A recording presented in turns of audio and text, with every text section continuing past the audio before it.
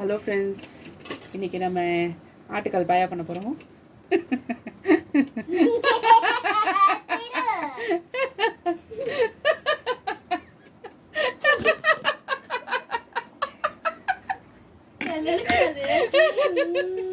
சரி விடு போயிட்டான் விடு.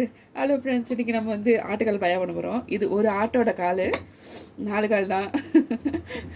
நல்லா வந்து இது மேலே வந்து கருப்பு கருப்பாக இருக்கும். அதை வந்து நல்லா சுரண்டிட்டு கழுவி வச்சுருக்கேன். இப்போ வந்து அது கூட நம்ம தேவையான பொருளெல்லாம் ஆட் பண்ணிக்கலாம். இந்த பாருங்க, இந்தா கை காட்டு, இங்கே காட்டு, இப்படி கை காட்டு.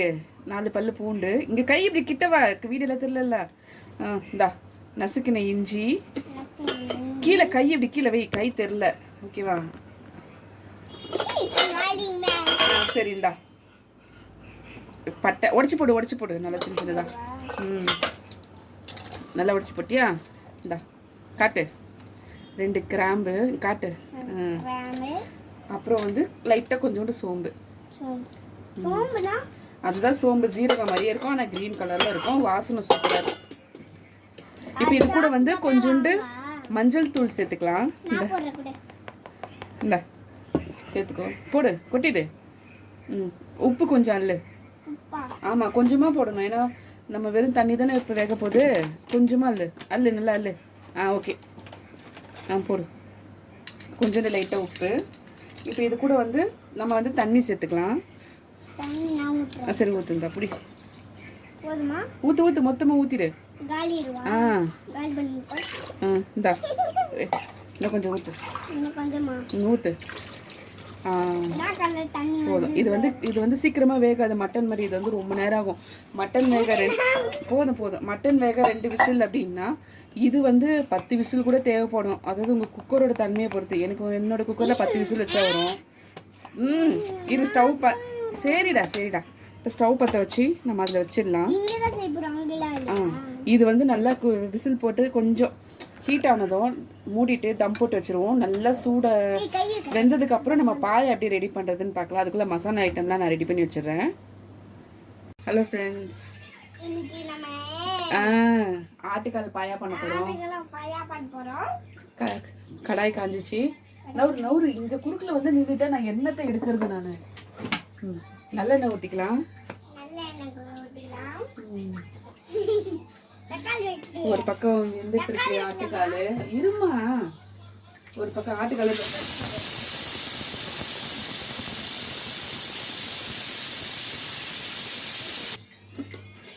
எண்ணெய் காமிச்சு நம்ம வந்து தாளிக்கிறதுக்கு சோம்பு, கிராம்பு. என்னம்மா இந்த பக்கம் வந்துருமா, கொஞ்சம் பட்டை உடைக்க முடியும்.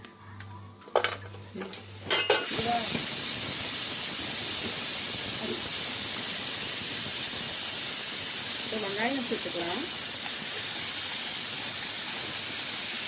வெங்காயம் நல்லா வதங்கினதும் இஞ்சி பூண்டு பேஸ்ட்டு சேர்த்துப்போம். வெங்காயம் வதங்கும்போது ஒரு 5 பச்சை மிளகாய் சேர்த்துப்போம். வெங்காயம் வதங்குது. இப்போ நம்ம வந்து இஞ்சி பூண்டு பேஸ்ட்டு சேர்த்துப்போம்.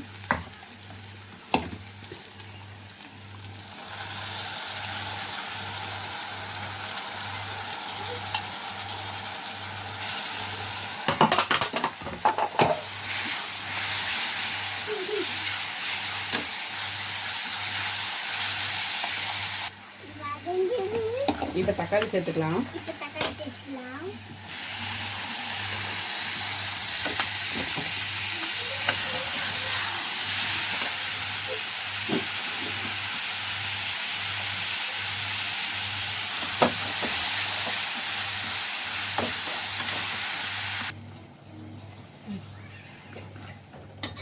இங்கே பார்த்தீங்களா ஃப்ரெண்ட்ஸ், கறி நல்லா வெந்துச்சு.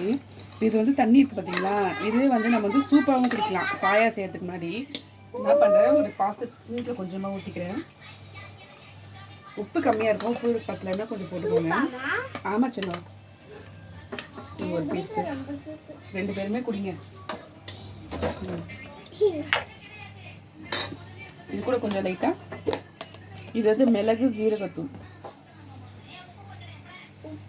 ஆமாடா, இப்போ வந்து சூப் ரெடி. குடிங்க. நம்ம வந்து அடுத்தது பாயாவுக்கு வந்து மசாலா ரெடி பண்ணிவிடுவோம். தக்காளி நல்லா வதங்கிடுச்சு. இப்போ நம்ம வந்து இது கூட உப்பு லைட்டாக போட்டுப்போம். இப்போ வந்து கொஞ்சம் மிளகாய் தூள், இது வந்து வீட்டிலே ரெடி பண்ணது. மிளகாய், தனியா, அப்புறம் வந்து பருப்பு எல்லாம், மிளகு, சோம்பு எல்லாம் போட்டு ரெடி பண்ணது வீட்லேயே. நீங்கள் கடையில் வெறும் மிளகாத்தூள் யூஸ் பண்ணுறீங்கன்னா கொஞ்சம் தனியாத்தூள் யூஸ் பண்ணிக்கோங்க. அது கூட வந்து மிளகு சீரகத்தூளும், இருடா மிளகு சீரகத்தூளும் போடுங்க. நான் வந்து இது கொஞ்சம் காரம் அதிகமாக போடுறேன். ஏன்னா நான் வந்து தேங்காய், முந்திரி பருப்பு அரைச்சி ஊற்ற போகிறோம். அப்படி ஊற்றும் போது நம்ம வந்து காரம் வந்து பத்தாது. அதுக்காக கொஞ்சம் காரமாக போடுறேன். ஏற்கனவே நம்ம வந்து 5 பச்சை மிளகா போட்டிருக்கோம். அதனால் வந்து அதுக்கேற்ற மாதிரி அளவு திட்டமாக போட்டால் போதும். இது வந்து கொஞ்சம் நல்லா வதக்கிட்டு நம்ம இங்கே வெந்திருக்கு பார்த்தீங்களா கறி, குக்கரில் அதில் கொட்டி கொதிக்க வைக்க போகிறோம்.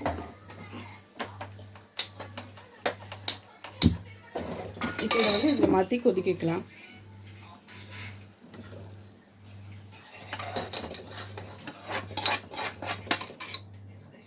இல்லை மசாலாலாம் ஒட்டிகிட்ருக்கு. கொஞ்சம் தண்ணி ஊற்றி அலசி அதில் சேர்த்துப்போம்.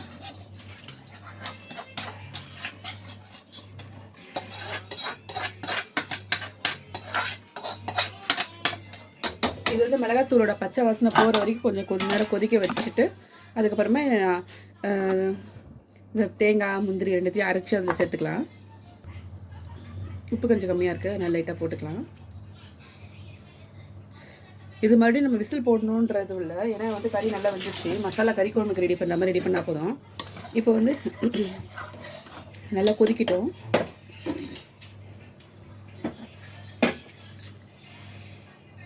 நல்லா கொதிக்குது. வாங்க சூப் எடுத்துன்னு போனவங்க என்ன ஆனாங்கன்னு பார்க்கலாம். ஹலோ சார், சூப் என்னாச்சு?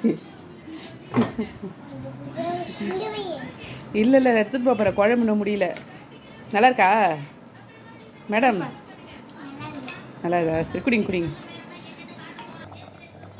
இப்போ வந்து நம்ம இந்த டைமுக்கு அரைச்சி வச்ச தேங்காயும் முந்திரியும் சேர்த்துக்கலாம்.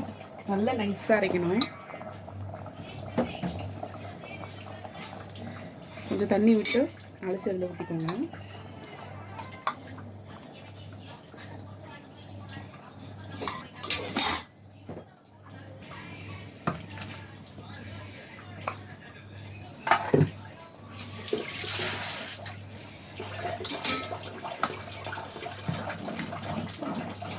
கொஞ்ச நேரம் கொதிச்சா போதும். உப்பு மட்டும் கரெக்டாக இருக்கான்னு அப்படின்னு செக் பண்ணிக்கோங்க. கரெக்டாக இருக்குது. கொஞ்சம் கரைவேப்பிலை கொத்தமல்லி தூவிக்கலாம்.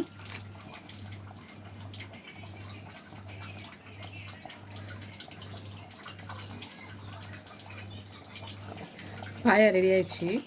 ஸ்டவ் ஆஃப் பண்ணிடலாம். பாருங்க கால் எப்படி வந்திருக்கு பாருங்க. நல்லா கரெக்டாக 10 விசில் விட்டேன் கால் வேகிறதுக்கு.